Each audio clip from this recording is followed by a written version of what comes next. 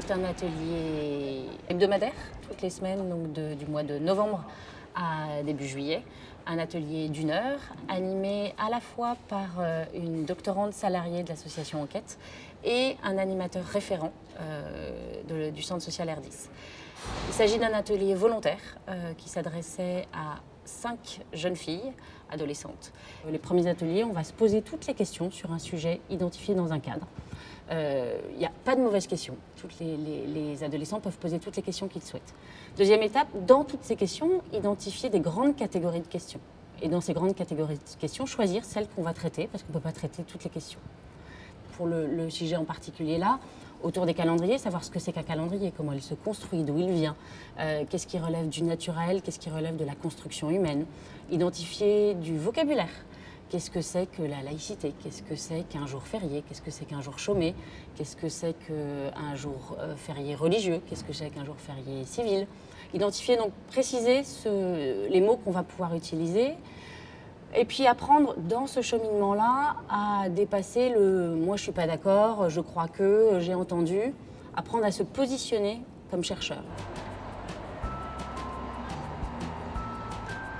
On veut faire un reportage sur la question qui est pourquoi dans un pays laïque tel que la France existe-t-il des jours fériés chrétiens. Nous nous adressons à vous car vous êtes spécialiste en ce domaine et donc nous faisons appel à vous. Depuis quand les calendriers français existaient-ils? Il n'y a pas de calendrier spécifiquement français. Alors, le calendrier que nous avons, nous, il remonte à très longtemps.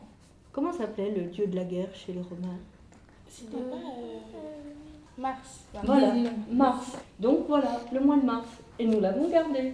Il est composé de multiples éléments. Des choses qui viennent du calendrier romain, des choses qui viennent d'un calendrier spécifiquement chrétien, puisqu'il y a les noms de saints et des fêtes chrétiennes, comme on le verra tout à l'heure, et une organisation intérieure des mois avec les 7 jours, qui est à l'origine, vient du calendrier des Hébreux, c'est-à-dire des Juifs. Il n'y a pas d'éléments musulmans? Dans le calendrier religieux musulman, oui, mais pas dans le calendrier qui a prévalu, puisqu'il a été, il faut comprendre que ce calendrier, il a été mis au point, inventé si je puis dire, et mis au point bien avant que l'islam existe. Tu comprends? C'est pour ça, ça a l'air de te peiner qu'il n'y a rien de musulman.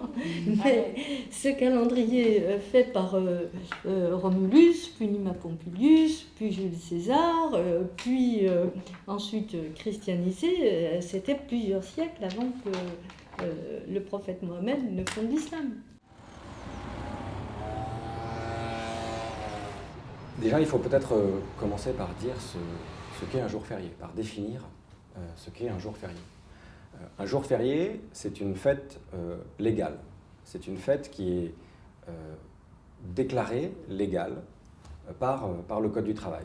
Alors, je ne vais pas vous embêter avec des articles du Code du travail, mais je vais quand même vous dire que dans le Code du travail, il y a un article qui définit les jours fériés. Et il y en a 11. Et cet article dit les fêtes suivantes sont des jours fériés.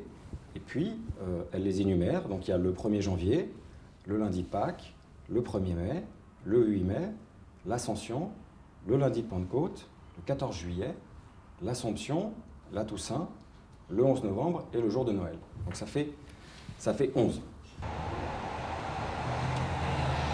Ces jours n'ont plus de caractère religieux pour l'État. Ce sont des jours qui sont restés fériés pour des raisons culturelles et coutumières, habituelles. Mais ce ne sont pas des jours religieux pour l'État. Qu'est-ce que la laïcité et existe-t-il différents degrés de laïcité? La laïcité, c'est un principe qui est souvent pas bien compris de la part des citoyens, quels qu'ils soient, des Français, quels qu'ils soient, de tout le monde.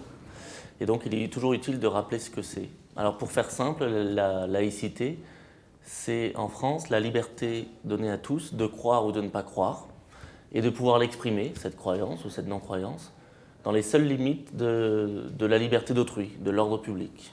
Et c'est aussi ce qui permet de séparer l'État des organisations religieuses, c'est-à-dire que Effectivement, l'État ne doit pas dépendre d'une religion pour faire la loi. La loi n'émane que du peuple et donc de ceux qui sont élus par le peuple. C'est aussi la laïcité, c'est aussi la neutralité, mais de l'État, des collectivités locales et des services publics, pas des usagers, pas des citoyens. En France, certains jours fériés sont des fêtes chrétiennes, mais aucune ne sont d'une autre religion par rapport à la loi française, la laïcité. Est-ce une discrimination? Si le Code du travail disait le lundi de Pâques est férié pour les catholiques, alors là, effectivement, ça serait un problème. Là, ça serait une discrimination. Ça serait dire, les catholiques, eux, il y a des jours où ils ont le droit de ne pas travailler, les juifs, eux, ils travaillent tous les jours parce qu'il n'y a pas de fête juive dans le Code du travail, et les musulmans, ils travaillent tous les jours parce qu'il n'y a pas de fête musulmane dans le Code du travail. Bon. Mais ce n'est pas le cas. Donc il n'y a pas vraiment de discrimination. Ensuite, il y a le principe de laïcité. C'est un autre mot que tu as employé qui est très important. C'est un principe de neutralité à l'égard de religion. Ça veut dire que l'État n'a pas de religion officielle, qu'elle ne favorise aucune religion, qu'elle est neutre, qu'il est neutre, pardon, l'État est neutre vis-à-vis de toutes les religions. Et là, c'est un petit peu plus embêtant parce que quand on lit ça, on n'a pas vraiment l'impression que la loi est neutre.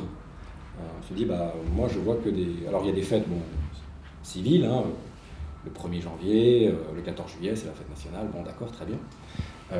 Mais toutes les autres dates, les autres jours fériés, ce sont des jours de la tradition chrétienne. Alors est-ce que vraiment on est neutre lorsqu'on prévoit ça? Quel impact cela aurait-il de rajouter des jours fériés? Si on rajoute des jours fériés et qui ne sont pas travaillés, là c'est sûr que ça va avoir un impact économique. C'est pour ça qu'il est à peu près sûr que cette liste-là de jours fériés, elle ne sera pas allongée. Est-il possible d'introduire des jours fériés musulmans et juifs dans le calendrier français, ou sinon est-il possible de retirer les jours fériés chrétiens? Oui, il est tout à fait possible d'ajouter des jours fériés d'autres confessions, ou d'en enlever, qui seraient chrétiens. Il y a la logique de dire que les jours fériés qui existent déjà, certes ils ont une origine chrétienne, et par les chrétiens ils peuvent encore être fêtés, mais ils sont fériés pour tous, ils n'ont plus de connotation religieuse, et il ne faudrait pas ajouter des jours fériés à connotation religieuse, parce qu'on recréerait finalement des jours qui seraient... qui correspondrait à chaque religion. Alors jusqu'où on s'arrêterait? Parce qu'il y a d'autres religions, il y a d'autres cultes, il n'y a pas que les catholiques, les musulmans et les juifs.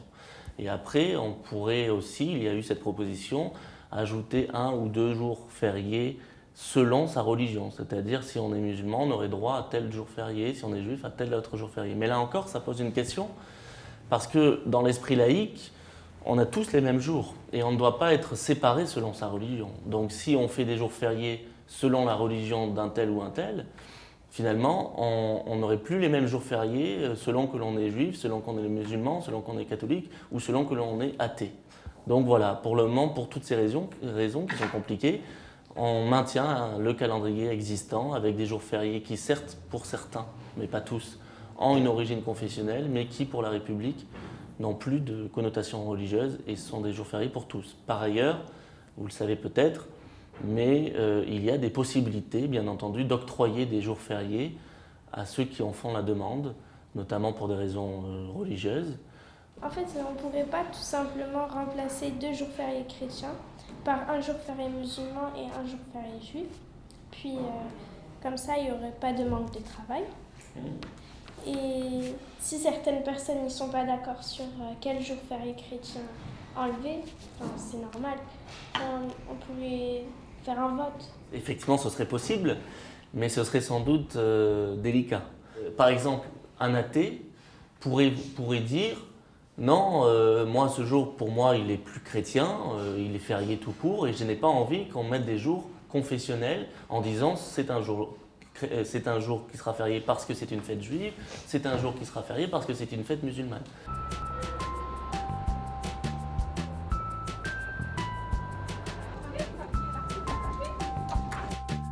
C'est une technique, si vous voulez,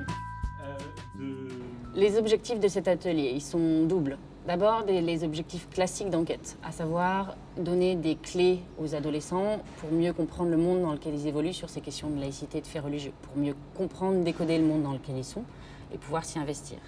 Deuxièmement, pouvoir évoquer ces questions extrêmement sensibles sur un mode apaisé, en partant du postulat que mieux comprendre permet de pouvoir parler de ces choses-là de façon plus calme. Et troisièmement, pouvoir comprendre la laïcité de façon plus intime, autrement que de façon théorique, mais ce que ça veut dire pour les jeunes dans leur vie de tous les jours, dans leur relation aux autres.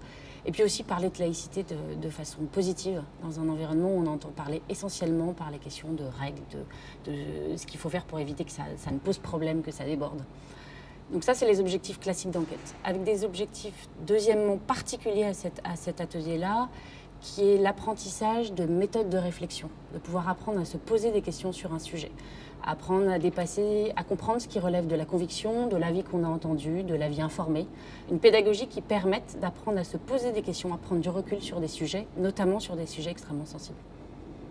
Pourquoi ces vidéos ? Il s'agissait, dans le cadre de cet atelier, du choix des filles pour la formalisation de leurs résultats de recherche, où elles ont choisi d'aller s'entretenir avec des experts sur ce sujet, qui disposaient de points de vue, de réflexion solides et argumentés sur cette thématique, et qui leur a permis de toucher du doigt à la fois la complexité du sujet et aussi de réaliser qu'il existait des points de vue pluriels, divers, sur ces thématiques extrêmement sensibles.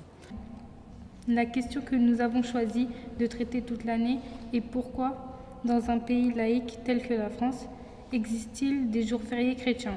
Mais j'ai une petite remarque à faire sur l'introduction que vous avez faite. Vous dites que la France est un pays laïque. La République française est laïque, et je suis tout à fait d'accord, mais la société civile, vous, moi, quand on est dans la rue, la société civile n'est pas laïque. Selon vous, que penserait la communauté catholique si on remplaçait les jours fériés catholiques par les jours fériés d'autres religions ? Mais là, c'est moi, personnellement, Christophe Aucoux, qui parle, ce n'est pas l'ensemble de l'Église catholique. Je pense qu'il serait bon, puisqu'on est dans une société où il y a des gens qui appartiennent à différentes religions, pour que chacun se sente reconnu. Personnellement, je pense qu'il serait bon qu'il y ait une fête musulmane. Les musulmans sont autour de 5 millions en France.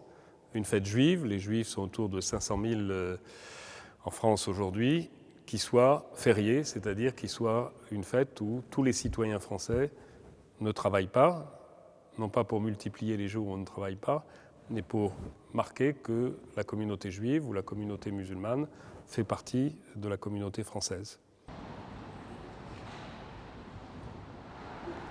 En tant que rabbin, aimeriez-vous qu'il y ait des jours fériés juifs ? Alors personnellement, mais vraiment c'est une réponse très très personnelle, moi je suis pour une séparation, je suis pour cette séparation entre l'État, la laïcité et la religion. Je considère que la religion est une affaire privée, c'est-à-dire que la foi doit s'exprimer dans la vie familiale, dans la vie communautaire, d'aller dans une église, dans une mosquée, ou dans une synagogue, ou dans un temple bouddhiste ou autre, mais que la religion ne doit pas être un facteur, si vous voulez, de référence au niveau de toute la nation. Plus brièvement, dans le reste de l'actualité, le Vatican et l'État de Palestine ont signé un accord historique sur les droits de l'Église catholique dans les territoires palestiniens, un accord dans lequel le Vatican... Souhaiterez-vous qu'il y ait des jours fériés musulmans dans le calendrier français ? Si oui, lesquels et quelle signification ont-ils ? Sinon, pourquoi ? Alors moi, effectivement, bien sûr, nous sommes favorables au fait qu'il y ait des jours fériés pour l'Aïd el-Kébir, par exemple le fait du sacrifice, mais aussi l'Aïd el-Fitr, qui est la fête de la rupture du jeûne du Ramadan. Mais ce qui va causer problème, c'est que ces calendriers-là, plutôt ces fêtes-là sont liées à un calendrier hégirien, c'est-à-dire lunaire. Et donc il n'est pas le même que celui qui est lié au calendrier solaire, ce qui va rendre difficile le fait de déterminer exactement quel jour il faudra arrêter ces jours pour qu'ils deviennent fériés. Donc pour cela, il faut une réforme de l'islam et notamment sur l'adoption du calcul astronomique pour définir l'ensemble des débuts et des fins des mois, ce qu'on appelle les mois lunaires.